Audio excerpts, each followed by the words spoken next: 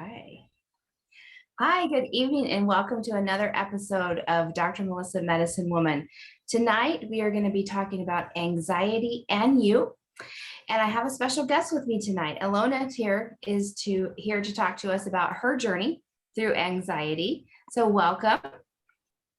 Thank you so much, Melissa, for having me here. I'm so excited to be here with you and really share my perspective and experience in this very important topic of anxiety. Absolutely. A lot of people, might need to hear what we share regarding this area. Mm-hmm. Absolutely. And we'll get into that in just a minute. But as we know, on Dr. Melissa Medicine Woman, I do go through my disclaimer here to let you know that this show and all the content are for educational purposes only and not intended to treat, diagnose, cure, or prevent any disease or psychological disorder. A specific physician-patient or pharmacist-patient relationship is necessary before any medical therapies are initiated. Please consult your physician, pharmacist, or other qualified healthcare provider with questions about your medical conditions or before starting or using any dietary supplement, herbal remedy, or exercise plan. And why am I qualified to talk to you about anxiety? So I have over 26 years of experience in both Eastern and Western medicine. We talk a lot about how to ditch the pills on Dr. Melissa Medicine Woman. And we're going to do that because I have helped thousands and thousands of patients to reduce the number of medications that they take by getting down to the root cause of the problem. And we're going to talk a little bit about that tonight when we talk about anxiety. And so I am your concierge consultant pharmacist. And as we discuss anxiety tonight, it's gonna roll in how we can do that with lifestyle medicine and being able to support you on your health journey. So let's talk a little bit about what is anxiety to start with. So anxiety is classified as a mental illness in the US and in most European and Canadian countries. Now, that doesn't mean that it's a bad thing. We have such a stigma on when we say mental illness. And I want you to know that it's not a stigma. It's just been classified as that. And it doesn't mean there's anything wrong with it, but it does affect about 19% of the population, or 40 million adults. That's a lot of people that are affected. And it can happen whether you work at home, whether you work at corporate, whether you work wherever. Anxiety can happen for a number of different reasons. And so tonight we're going to talk about some symptoms that you might be suffering from that may cause that anxiety. There's different categories of anxiety, all the way from generalized anxiety to PTSD. We're going to talk about those different things tonight. But first, I want to just let my guest, Elona, introduce herself a little bit and just tell us a little bit more about who you are. Yeah, no, thanks so much for having me here. So I'm a business strategist. What I do is I help people grow their businesses on purpose through branding, marketing, sales, systems, and team. And anxiety and entrepreneurship go hand in hand because this area, or journey, as I call it, is uncertain. And a lot of times when we're growing our businesses, we're dealing with a lot of that. So I have had entrepreneurial anxiety, and anxiety has showed up for me when I work for a corporation. That's my background. 15 years before I ventured out as an entrepreneur, my business, I worked as a corporate CEO. So that's where I really felt anxiety the deepest, because I was managing a lot of things and I had very high stress in my life. And I had a misbalance and disbalance between my work life and my personal life, as I also had 2 small kids at the time. So yeah, that's kind of a little bit about who I am and what I do today, and my journey thus far. Absolutely. Thank you for sharing. So let's talk about some of the symptoms that people might experience with anxiety. So feelings of nervousness, anxiousness, on edge, not comfortable in your skin, having to check to see if something is there. So obsessive compulsive disorder, that's a type of anxiety. You're always double checking things. You're making sure, did I lock the door? Did I put that away? Did I do that? And you're going in circles And these are some symptoms of anxiety. These are just a few of them. Feeling down, feeling depressed, feelings of hopelessness. And so I want to talk a little bit tonight about the different symptoms that you experience, both in the corporate world, and then because I think that was part of why you got out of corporate, if I remember correctly, was some of the overarching the anxiety of the pressure of the job. So let's talk about a little bit about that and a little bit about your symptoms that you experience that others might be experiencing. Yeah, I remember very well. And now that I, am more aware of it, I definitely understand a little bit better how to cope with it, because I do feel anxiety is healthy. Obviously, depending on the stages and all of that, just like anything, it really prepares us to take action and do sometimes the things that we need to do. So in that healthy way, I think that's what I think about it. But when I remember when I was back in corporate, I do remember a lot of uncertainty, a lot of intrusive negative thoughts, even though I pretty much, didn't have a logical explanation or reason for why I was feeling the way I was feeling. I had a lot of fearful thoughts. A lot of the things that I was experiencing then had to do a lot of with money anxieties. Even though I had a, pretty decent corporate salary, the reason why I kept at it for so long is because I had so much money, fears that were showing up for me, that if I left a secure job and I knew I needed to pivot, not only because of the stress, but also because of the lack of alignment that I was feeling, and I felt like I needed to do something else. But it kept me, I stayed there for much longer than I should have, because I started getting a lot of fearful thoughts around money.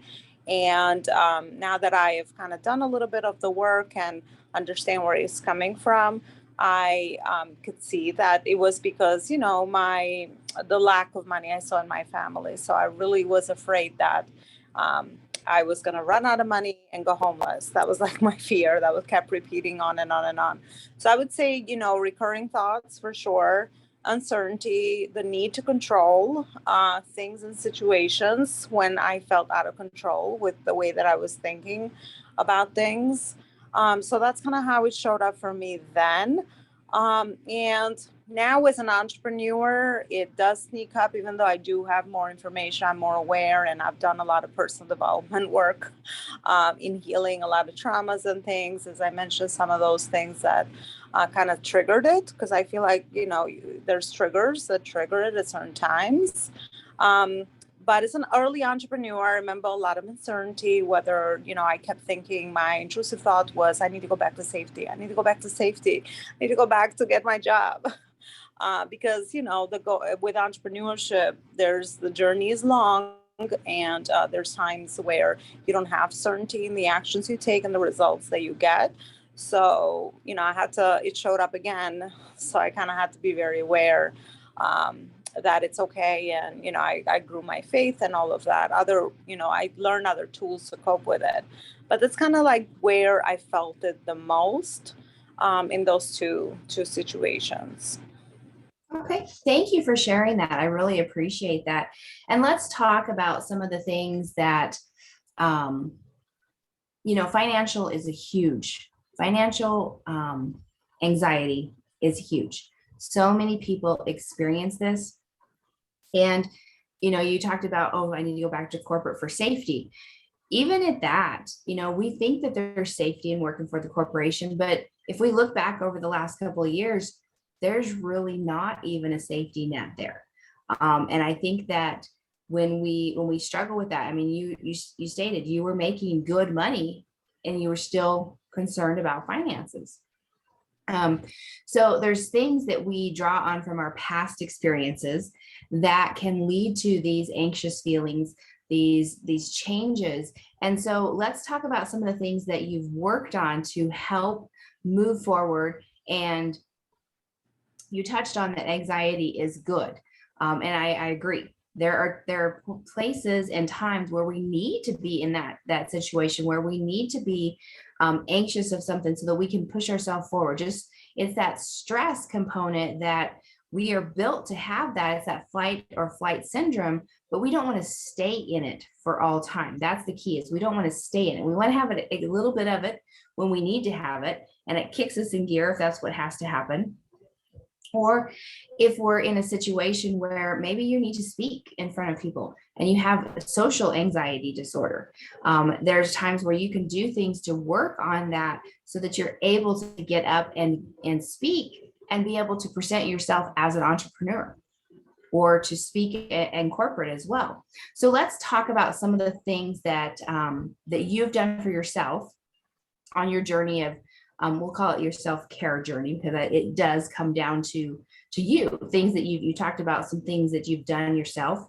So let's elaborate on that, of things that other people might be able to do as well. Yeah.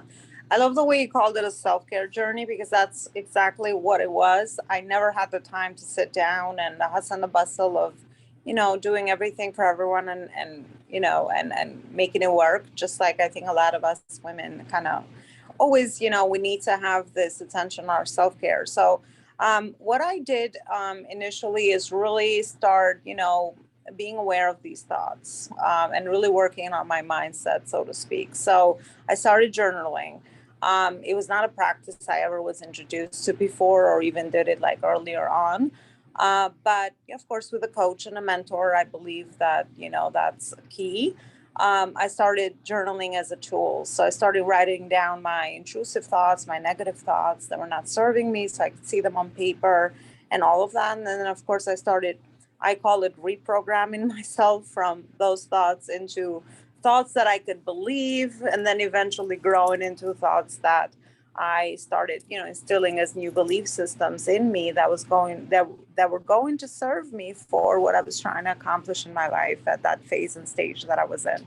So journaling was one of the things I introduced that really, really helped me. Physical exercise. I never used to, have a routine of physical exercise. That's where I started going to the gym. And I found that I loved it. So I did it, and I still do it to the day. That's actually when I started this habit, because I think everything is habits that we instill. I didn't have some habits that I needed to instill in my life before. And of course, this was the push or the pain that I had to look for ways to, help myself through the self-care journey. So I started exercising. That really, really helped me. And then I started meditation practice. Of course, at the beginning it was rocky, and just like anything that we start. But then the more I did it,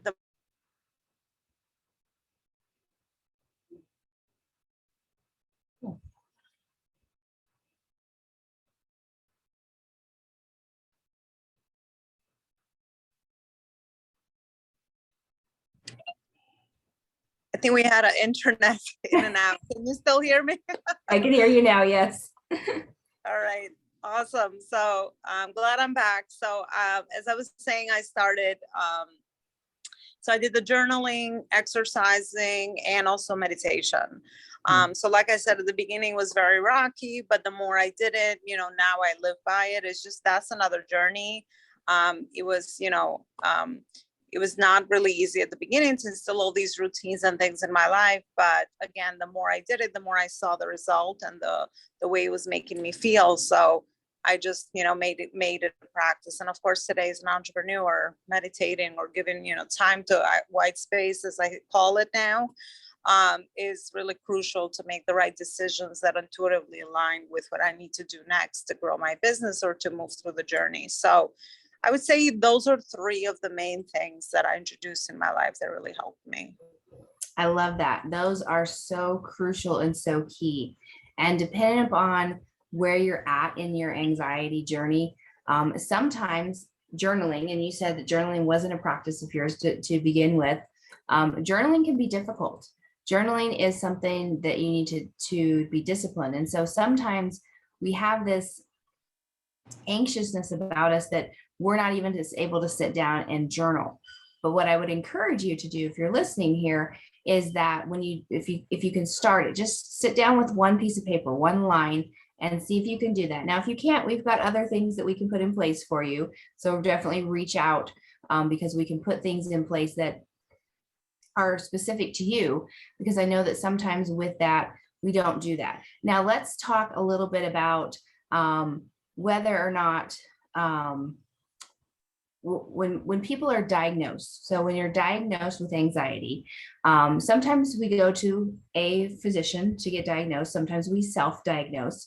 And so when we talk about this, there are several things in place, and the self-care is number one, crucial. Now, there are some times where we do need to be on medication for a short period of time, or a supplement. That's a possibility. And so, because as we do talk about medication here, I want to just go through and let you know that of the number of the 40 million people who are suffering with anxiety, only 40% of them actually seek medical care. And that includes seeking care to talk to a counselor, seeking care to potentially get a medication, seeking care to learn practices with a health coach, or to find out, okay, I need to do some journaling, or I need to do these self-care practices. And Elona, what do you think deters people from seeking help when they have anxiety? Yeah, I think maybe it's, it's the fear of digging into, or maybe even feeling like it's normal. It's something that, I'm living with. Everyone I talk to, like, it just becomes like a part of, everyone I talk to has anxiety. Like, that's what I used to hear when I was going through that. So everyone I talk to, has that. So I don't know if there's anything I can do about it. So you kind of just like learn how to just cope and live with it. And of course, I don't think it's really good because it shows up in so many other things. So, but I think that's one thing of why people might not reach out for help. The other thing is maybe the stigma, depending on the way we grew up or culture or whatever. In my culture, we're still, we have a lot of stigma around, mental health and getting help, because we just feel like, well, if we just go to our friends or people that we know, then that's like good enough to kind of like, get some help in the moment, or like talk out some things that might be really, frustrating you, or some emotions that you might be trying to process that are not, are impacting you in other ways. So that's kind of what I think it's some of the most major things of why people, don't reach out for help. And the procrastination, I think it's the procrastination of like, well, one more day, and then you kind of distract yourself from it. You're doing other things. And yeah, that procrastination kind of builds up until it turns to something else. And then obviously that's where, most people then want to react to it. But yeah, I think those are some of the things that I think holds people back from getting the help that they need. Thank you. I agree. That is so true. And what can happen though is if we let this build up, one day you're going to explode, because there's only so much that you can hold on to. And so I do encourage you to start seeking help. Don't be the 60% who's not receiving help, whether that is just changing some things about it, doing a meditation practice, finding some exercise routine for yourself, looking at what you're eating, because even that can make a change. Healthy eating, and this all revolves around a lot of things that we talk about here on Dr. Melissa Medicine Woman, and that's whole body health. And all of these things is when we're feeding our bodies appropriately, then, and we listen to our bodies are very, very smart. And when we have some of these symptoms like anxiety, it's a sign that says, hey, something's not quite right. We need to do something about it. And so this gives us the opportunity to take initiative and do that exercise routine, or pay attention to what we're eating, or get more sleep. Because when we're not functioning properly, if we don't allow ourselves to function properly, then the anxiety can take over. And that anxiety can be for a number of different reasons. You could be anxious just getting up out of bed in the morning. You could be anxious going to work, all of these things. And what happens is, you talked about habits earlier, and I'm reading the book Atomic Habits. And there's good things. Yes, we want to stack our habits. We want to keep doing those habits. But what happens is we want those good habits. We also have those bad habits that we need to break. So if we get up and we have a habit of doing something that's not conducive for our bodies, we need to break those habits because it's not helping us. It's feeding our anxiety. Okay. And so we don't want to do that. So some things that to talk about medications and to talk about supplementation. So I'll just mention a couple here. But of course, as we stated earlier, you do want to make sure that you talk to a pharmacist or your healthcare provider, book an appointment with me, because there's a whole host of anti-anxiety medications out there. And there's also anti-anxiety supplements out there. But of course, you want to make sure that you're getting good quality supplementation, because not everything is created equal. So ashwagandha is a good one to help you to relax, to take the edge off. And then a lot of the very most popular medications out there are called SSRIs. So fluoxetine, paroxetine, or Prozac, and Paxil. Those are the two, and also the new one, Cymbalta, duloxetine. Those are the ones that are still hitting the top 200 list. And what I see here now, I did say earlier, there's not a problem with being on medication. There's a time and a place for medication. And so many times we go into our physician, we're seeking help. Okay. And we've talked about this in the past, is that we go in and we write a prescription. They write a prescription for you. They expect it. So many people now that I talk to, they've taken a prescription.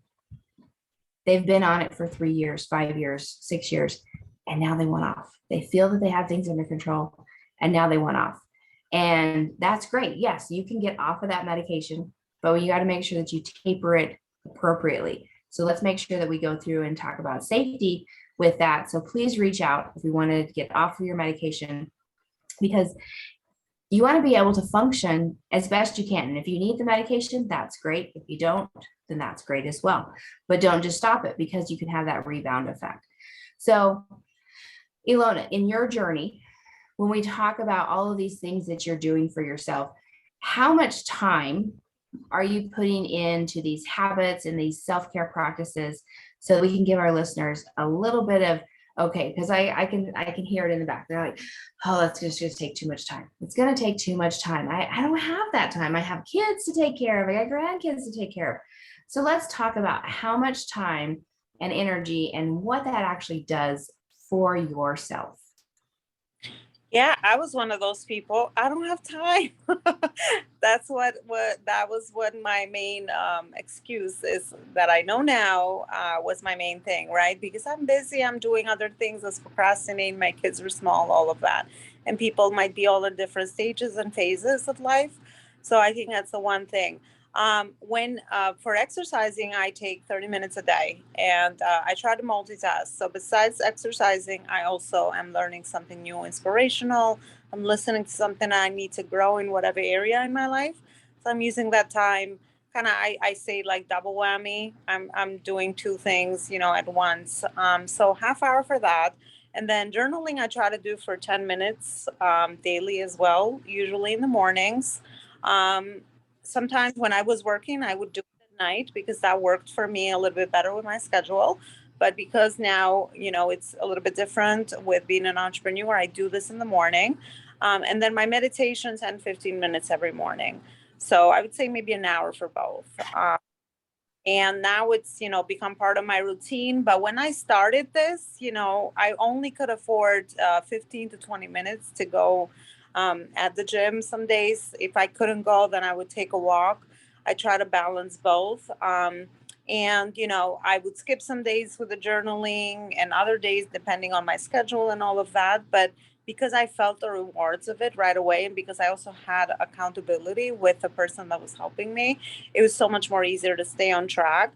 And then once I did it, the more I did it, the more I saw the rewards of it. And of course, that kept me going to keep at it. And now it's just become like I can't live without it. It's just it's just like one of those things I do automatic, like brushing my teeth and putting on my makeup.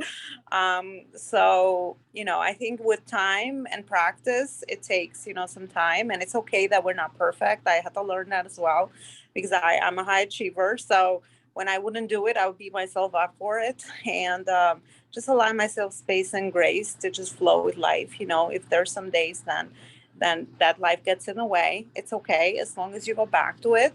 Don't overthink it, just get right back into it. Even 5 minutes, 2 minutes, it doesn't matter. The most important thing is that you show up and you do the habit, and then with enough practice and time, it really does get easier. That's awesome. Thank you so much for saying that, because that's the key, is keep consistency, keep doing it. 2 minutes, 3 minutes, 5 minutes, and then you work your way up to 15, maybe to 20, to 30, to the hour, and you have that time for yourself. So I appreciate you sharing all of that with us. Now, Elona, for those who are listening and might be experiencing some of these same symptoms, or if they want to reach out to you, how can they reach out to you? Yeah, they can find me on all the social media platforms as Elona Lopari, and I would invite them at my community. I'm big on community because I love nurturing relationships. So it's called Badass Mission Driven Entrepreneurs. It's on Facebook. So I would invite people that might want to join me there for sure. Absolutely. Well, thank you so much for being with us tonight. And thank you all for listening. This is Dr. Melissa, Medicine Woman. And remember, you only get one body. So take care of your health today and listen to your body. That the work you're doing is amazing. The education you're providing in this area is so needed. So good luck on this mission in educating and raising awareness in all these issues. I think it's really, really a high service that you are doing to your audience and people that are joining you. So thanks so much for having me here. Absolutely. Thank you.